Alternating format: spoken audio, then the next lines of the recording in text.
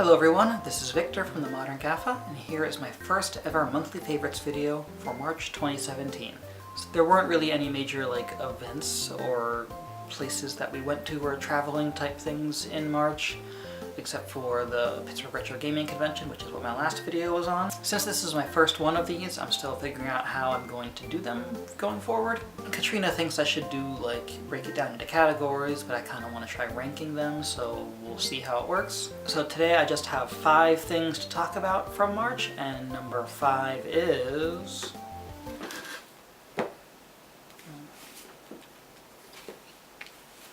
So item number 5 on our list is a crossover comic book between 2 franchises that I'm not really super crazy big fan of, but the idea of them together kind of intrigued me and it was on sale. And that is Teenage Mutant Ninja Turtles vs. Ghostbusters. So this is a really good book and it's only 4 issues, so you can read it pretty quickly and it's not too expensive. The basic premise is that the Ninja Turtles go to the Ghostbusters world, through interdimensional comic book travel. And the ghost that the Ghostbusters have encountered is an ancient magical ninja, which is straight up, Ninja Turtle Alley. Both the Ninja Turtles and the Ghostbusters have ongoing books right now, so certain elements kind of bleed into there. For the most part with Ninja Turtles, it's fine, it's just the Turtles and April and Casey. For the Ghostbusters, which is something I'm even less familiar with, there's a girl who runs their paranormal bookstore or something. I don't know. Really funny. If you like Ghostbusters and or Ninja Turtles, or not that much either, I still recommend it. I had a lot of fun.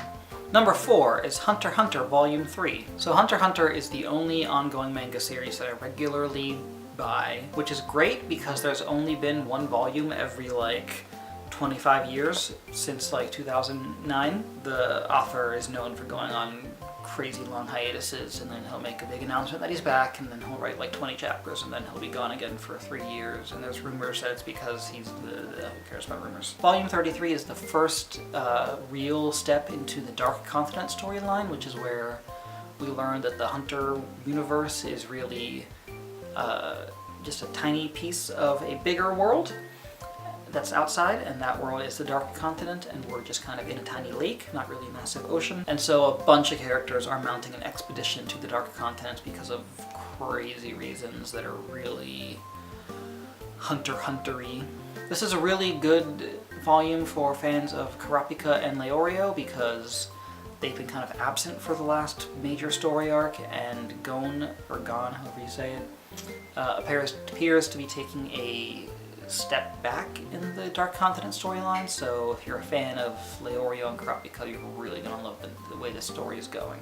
For a few chapters, and I guess for the next major volume, whenever that comes out, they bring back a lot of other characters from previous storylines that we haven't seen in a while, like Hanzo and Biscuit, who are my favorite characters in the whole series, so I'm really excited for where this goes. Before going on his last hiatus, the author released at least 1 more volume's worth of stuff. So we should be looking forward to reading that in 2021. Number 3 is a book just called Star Wars Galaxy. So this is a really good book. It's based on the 1990s Star Wars Galaxy trading card series. There's a brief foreword by one of the creators of the projects and a brief epilogue by one of the artists. The main bulk of it is just single pages dedicated to entire cards from the series. All beautiful original artwork. Some of it I have just never seen before. A lot of it's just kind of focusing on one character. Some of it is recreating scenes that we never got to see in the movies. There's just a lot of artists in here that I didn't even know were ever involved in Star Wars, even Jack Kirby is in here, so that's really cool. There's only 20 minutes worth of reading in the whole book, but you could spend hours just going through all the pages and looking at all the artwork. I really recommend this book, and apparently it only covers a fraction of the Star Wars Galaxy history, so there's sequels. Number 2, X-Heroes. X-Heroes is a book by Peter Clines, and it's basically a superhero zombie apocalypse, and that is to say it's a zombie apocalypse story starring superheroes. If you're not a fan of zombies, which I'm not really a huge fan of zombies, you would still like this book because every few chapters there's a prologue chapter that dictates a different hero's origin story. And there's just a lot of fun goofiness sprinkled into the zombie apocalypse. It takes place in LA, so there's tons of like celebrities going around who are zombies, and the heroes kind of have like a jokey point system for whoever kills the most celebrities, that kind of thing. And it's not really one of those real superheroes or just people wearing costumes who like fight like in Kick-Ass or Sam Flamenco or whatever. It's really like people who have magical powers and get caught up in like freak science experiments. Everyone's basically like an XP for the big name heroes like Batman and Superman and stuff. So this is a really good book, and there's like 5 sequels, and I really recommend it.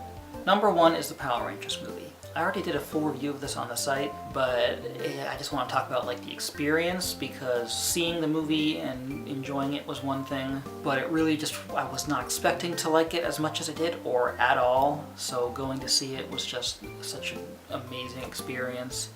I saw first an advanced screening, and I invited my brother to go with me, and we just kind of really turned our brains off and enjoyed it like a popcorn movie, which I really try to do all the time, but I can never do, and I really enjoyed it. And then on Saturday I went to go see it with Katrina and her little brother, who is 8, and he used to watch the Dino Charge and stuff, so he wasn't really sure, what's going on. Katrina and her brother loved the movie so much we watched Day of the Dumpster, the very first ever episode, the next day, and they loved that too. And apparently after she took him home, he kept watching episode 2 and 3 or whatever. He rediscovered Power Rangers even though he's in the target audience for it already and was already kind of a fan growing out of it, because yeah, we love it as adults, but it's really for like 5-year-olds, and even an 8-year-old is kind of not caring about it anymore.